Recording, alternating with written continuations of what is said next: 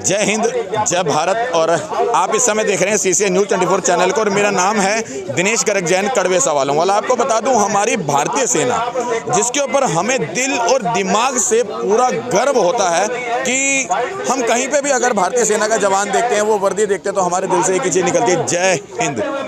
और पूर्व सैनिक, पूर्व जवान मेरे साथ इस समय मौजूद हैं।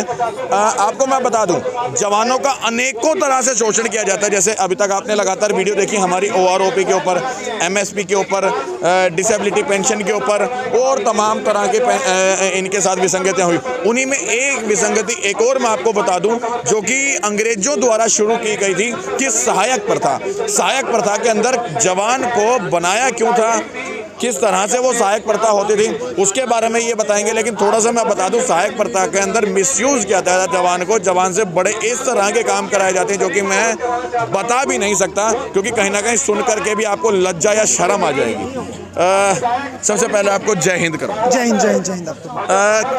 तमाम तरह की विसंगतियां हमारे सामने आई, देशवासी भी जान चुके हैं कि क्योंकि लगातार 40 दिन से हम दिखा रहे हैं। इसी के अंदर एक सहायक प्रथा है, उसके बारे में जानना चाहूँगा, किस तरह से है, कैसे कानून बने, क्या क्या उसके अंदर करवाया जाता है, वो थोड़ा डिटेल में जानना। देखिए सर, सहायक प्रथा होता क्या है सहायक प्रथा? सहायक प्रथा नाम की कोई चीज़ फौज में है नहीं, इस बात को समझिएगा। जो सहायक आज हमारे जवान, जो इन सेनाओं के ऊपर एक टैगलाइन, काली टैगलाइन लगा दिया गया कि ये सहायक है, ठीक है। तो ये सहायक कोई कागज भी कहीं नहीं है, ये जवानों के साथ में शोषण होता है और संवैधानिक तौर पे बड्डी सिस्टम था।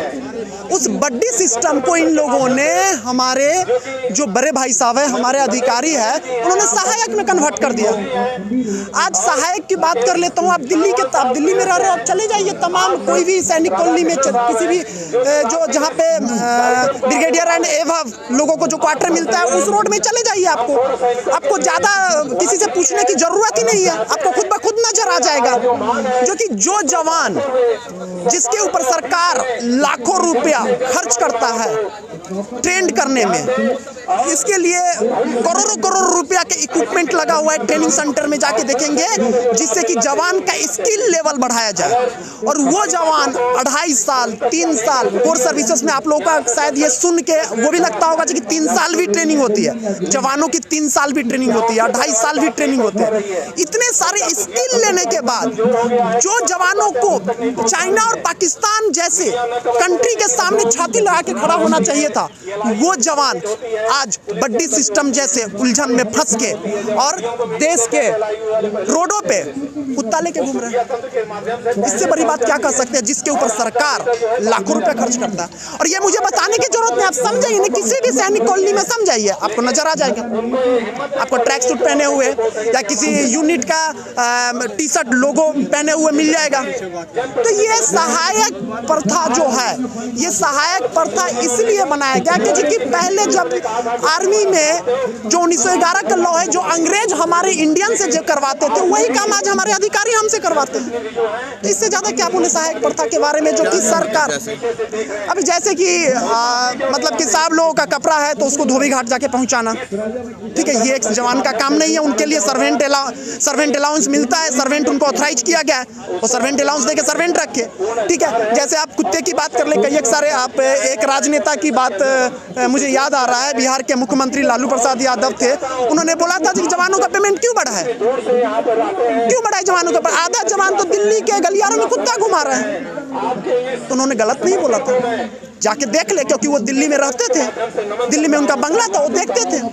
तो इस तरीके के काम होते हैं, जैसे साहब की गाड़ी साफ करवाना, इस तरीके के काम होते हैं। साहब का सब्जी जाके लेके आना, मार्केट से सब्जी जाके ले आना, चाहे उनका जो राशन बनता है आर्मी की तरफ से मिलता है, वो राशन जाके लेके आ जाना, तो वो जवान कर रहा है। मतलब वो जवान जो है नौकर के काम कर रहा है, एकदम कर रहा है, एकदम कर रहा है। और ये हम लोग सर्विस में रहते हुए इसलिए आवाज नहीं उठा पाते हैं, क्योंकि हमारे ऊपर बहुत सारे ऐसे मतलब लॉ लगे होते हैं जो कि मीडिया के सामने में आप नहीं पहुंच सकते। बहुत सारे हमारे ऊपर कानून होता है, हमें डिसिप्लिन में रहने की आदत होती है, हम डिसिप्लिन भंग नहीं करते हैं। तो लेकिन अफसर डिसिप्लिन भंग करता है, 100% करता है, 100%। आपको मैं बता देता हूँ कि हमारी मोबाइल को तोड़ दिया जाता है, हमारी मोबाइल को तोड़ दिया जाता है और वही अधिकारी मोबाइल 5-5 7-7 रखते हैं, उनके बच्चे रखते हैं। हम अगर कोई डीपी में फौजी डीपी लगा लिए तो हमारे ऊपर ऑब्जेक्शन आया था, तुमने डीपी कैसे फौजी एरिया का लगा लिया। यहाँ से ये मतलब लोकेशन फॉरवर्ड हो जाएगा दुश्मन कंट्री में, और उनके जो चाइल्ड वगैरह है, उनके बच्चे हैं फायरिंग रेंज पे जाते हैं, वो वहाँ का फोटो लेते हैं, वो तमाम फोटो चढ़ाते हैं। तो तमाम इस तरीके के शोषण है, एक दो शोषण नहीं है। एक्चुअली में बड्डी सिस्टम सरकार इसलिए ऑथराइज किया गया था। देखो आप लोगों ने बड्डी सिस्टम, देखो बड्डी सिस्टम एक ही नहीं होता है, लड़ाई के लिए बड्डी सिस्टम बनाया गया था। बड्डी सिस्टम का मतलब क्या है कि कोई जवान अगर मूव कर रहा है तो एक जवान का राइफल अगर ईस्ट में है तो दूसरे जवान का राइफल वेस्ट में होना चाहिए, ठीक है। कहीं कहीं 4 बड्डी सिस्टम होते हैं, 4 जवान एक साथ में चलते हैं, चारों दिशा में राइफल होता है। तो ये बड्डी सिस्टम बनाया गया था। एक सीओ साहब का ही बड्डी होता है, ठीक है। तो सीओ साहब का बड्डी उनके लड़ाई के लिए है, ना कि उनके घर में काम करने के लिए। लेकिन उस बड्डी सिस्टम को काम करने में लगा दिए, तमाम काम करने के लिए बताया। मैं बता भी नहीं सकता हूँ, हमें खुद शर्म लगती है कि हम इस तरीके से काम करवाते हैं हमें। अब इससे बड़ा क्या हो सकता है जो कि हम उनके घर के कपड़े उठा के धोबी घाट पहुंचाते हैं बैग में डाल के। भाई उसके लिए तो उनको सर्वेंट ऑथराइज है ना, हमसे करवाते हैं। और एक ऑफिसर्स के घर में 1-1 2-2 नहीं 4-4 5-5 है। आज मैं गारंटी के साथ कह सकता हूं कि लाखों जवान जिसको पाकिस्तान और चाइना के सामने अपने छाती खड़ा करके खड़ा होना चाहिए था उसकी गोली अड़ने के लिए, वो जवान आज बड्डी सिस्टम में उलझा हुआ है, जो बड्डी सिस्टम बना था लड़ाई के लिए। तो टोटल मिसयूज किया जा रहा है जवानों का। और इसके अगेंस्ट में माननीय प्रधानमंत्री, माननीय रक्षा मंत्री, अब कैबिनेट मिनिस्टर को मैं हम्बल हाथ जोड़ के रिक्वेस्ट करूंगा कि जवान को कमजोर मत होने दो। जो जवान लाखों करोड़ों रुपया आप उसके ऊपर खर्च करके उसको स्किल देते हैं, स्किल सोल्जर बनाते हैं, वो जवान आज किस उलझन में पड़े हुए हैं, उसको पाकिस्तान और चाइना के अगेंस्ट में लगाए। तो ये है बड्डी सिस्टम से। अच्छा ब्रजेश जी, एक चीज़ मेरे सवाल है, जब आपने मुझे बताया अफसर को जब सरकार की तरफ से खुद जो है नौकर मिलता है, तो फिर जवान को क्यों लगाते हैं? वो नौकर तो जब सरकार ने दे दिया, फिर जवान को किस लिए लगाना है? सिंपल सी बात है, फाइनेंशियली सेव। भैया आप सर्वेंट रखोगे तो सर्वेंट को पैसा भी देना पड़ेगा ना। उसको सर्वेंट को पैसा कौन देता है, अफसर या सरकार? सरकार देती है, सर्वेंट अलाउंस है उनका। क्यों साहब लोग, सर्वेंट अलाउंस है, सर्वेंट अलाउंस है उनको, और वो सर्वेंट अलाउंस बचा के हमसे काम करवाते हैं, काम हमसे लेते हैं। अच्छा, सरकार जो है डायरेक्ट नहीं डालती पैसा उसमें, सर्वेंट को लिए अफसर को पैसा देती है। उनके जो होता है ना वो उनके पेमेंट के साथ में ऐड होके आता है।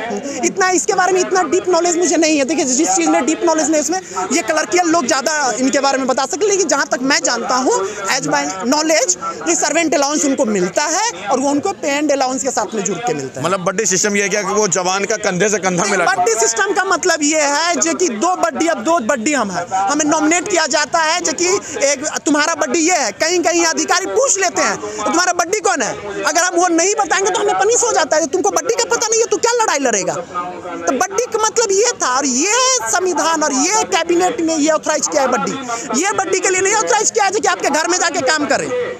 आज तमाम ऐसे सैनिकों हैं जो सुसाइड करते, क्यों करते सुसाइड?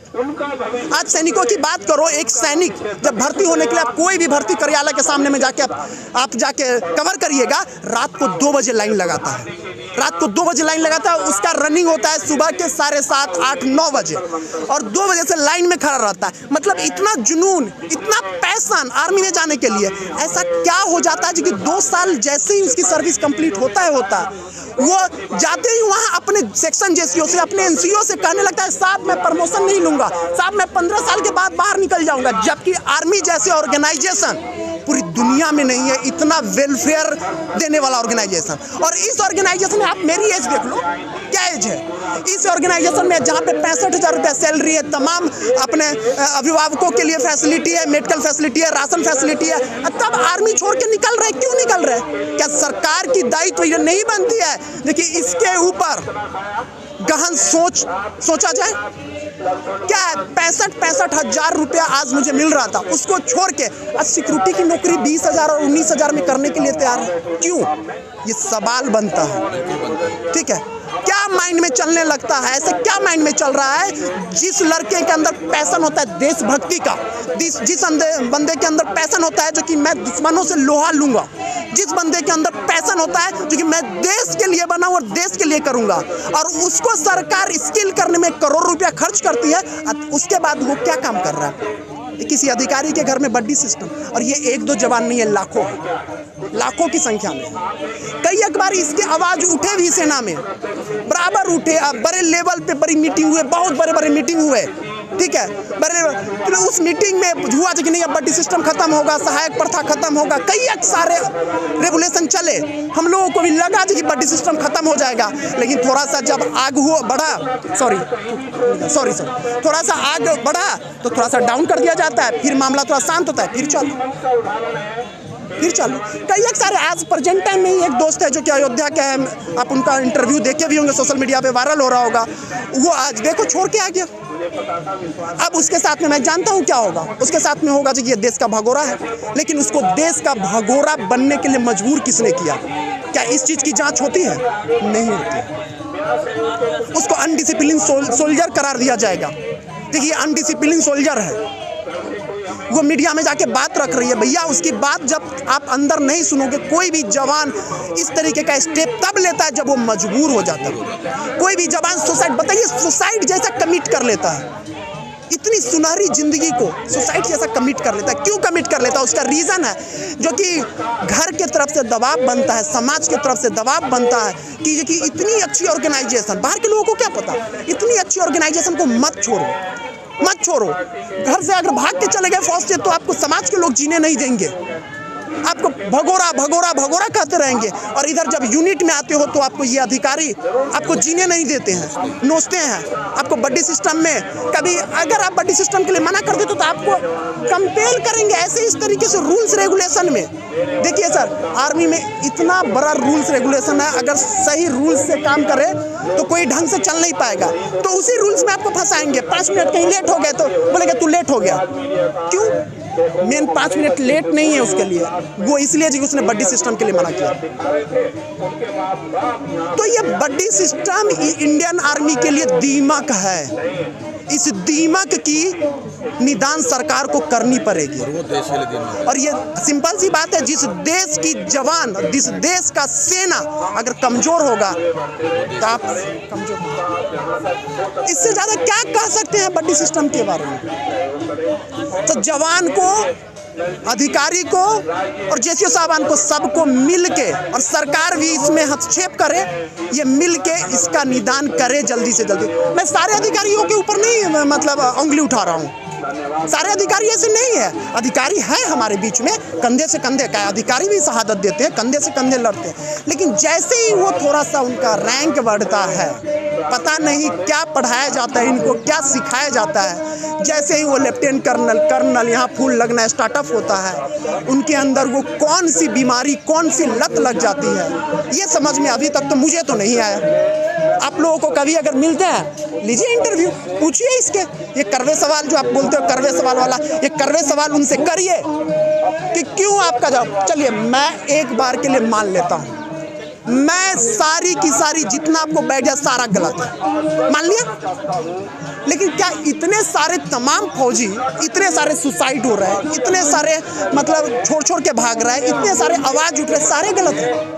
ये बात सोचने वाली बात है। 1 मिनट के लिए मैं गलत हूँ, मैं जो बोल रहा हूँ सारे गलत बोल दिया, मेरे पास में आज के डेट में कोई एविडेंस नहीं है। क्यों नहीं एविडेंस है? कि हम कानून में बंधे रहते हैं, हमें राष्ट्र की चिंता है, जो कि जब तक हम आर्मी में रहते हैं हमें ये है जो कि हम यहाँ का फोटो, यहाँ का पिक्स, यहाँ का कोई भी वीडियो हम वायरल नहीं करेंगे। ये हमें देशभक्ति और ये हमें देश के प्रति रिस्पॉन्सिबिलिटी हमको बताता है। तो आज मेरे पास में इसका कोई प्रूफ नहीं है, ये बोल देंगे प्रूफ दे दो, ये कोर्ट में हम कानून का सहारा भी लेंगे तो बोलेंगे ठीक है भैया प्रूफ दे दो। तो ये इस चीज़ का नाजायज फायदा उठाया जा रहा है। देखिए, आज आपने इस वीडियो के माध्यम से बडी सिस्टम क्या है और क्यों बनाई गई थी वो पूरी चीज़ बताई। मैं थोड़ा सा एक संक्षिप्त में बताऊंगा 1 आध मिनट के अंदर कि बडी सिस्टम को आज एक पालतू कुत्ते की तरह समझ ले गया। मैं शब्द शायद गलत ले रहा हूँ, लेकिन सच्चाई यही है। उसको एक पालतू कुत्ते की तरह इस्तेमाल किया जाता है बडी सिस्टम को। जैसे घर के कुत्ते घुमाना, घर के कपड़े धुलवाना, बर्तन साफ करवाना, तमाम वो चीज़ें जो कि एक नौकर करता है, वो पालतू नौकर करता है, वो काम करवाया जाता है। जबकि वो जवान जो है कहीं ना कहीं देश के लिए लड़ाई लड़ने के लिए तैयार होता है। उसके ऊपर सरकार करोड़ों रुपए खर्च करिए इसलिए ताकि वो तैयार हो देश के ऊपर सरहद पे खड़ा होने के लिए। और बड़ी सिस्टम को इस्तेमाल करना चाहिए, वो गलत नहीं है, लेकिन कैसे? कंधे से कंधा मिला करके, ताकि अगर मैं गोली खा रहा हूँ तो मेरे साथ वाले को भी गोली खाने में कोई ऐतराज ना हो। और अगर मैं एक कदम आगे बढ़ रहा हूँ तो दूसरा कदम मेरे सहायक का आगे बढ़ेगा। वो है बड़ी सिस्टम। सही कह रहा हूँ? मैं एक चीज ऐड करना चाहता हूँ। आपने देखिए, बड़ी सिस्टम नहीं होता तो अभी आपने 3 साहबों का जो ऑपरेशन पवन में है आपने अभी इंटरव्यू लिया, वो तो वही मर जाते, छोड़ देते। लेकिन वो बड़ी सिस्टम ही था जो कि एक जवान को, एक साथी को गोली लगा तो दूसरा साथी मौत के मंजर में फंसा हुआ है, लेकिन छोड़ के नहीं भागा। ये है बड़ी सिस्टम, और इसके लिए सरकार ने बड़ी सिस्टम ऑथराइज किया हुआ। और बड़ी सिस्टम सेना में होना चाहिए, एकदम होना चाहिए। ये लड़ाई का पार्ट है बड़ी सिस्टम। क्यों लड़ाई में हम बड़ी एक दूसरे के लड़ाई में कौन? हम है देश की जनता, हमको थोड़ी नहीं सपोर्ट करने आएगा। जो लोग हमारे साथ में है वही हमारा माँ है, वही हमारा बाप है, वही हमारा सब कुछ वही है। हम जो बैरक में जब उठते हैं सुबह पर किसको राम राम करते हैं? कोई माँ बाप भाई बहन बच्चे नहीं होते हमारे, कोई अड़ोस पर हमारे वही होते। इसके लिए बड़ी सिस्टम बनाया गया। ठीक है, तो बड़ी सिस्टम का गलत नाजायज फायदा उठाया जा रहा है। माननीय प्रधानमंत्री जी से फिर से हाथ जोड़ के रिक्वेस्ट है कि इस बड़ी सिस्टम को सेना से जल्दी से निजात।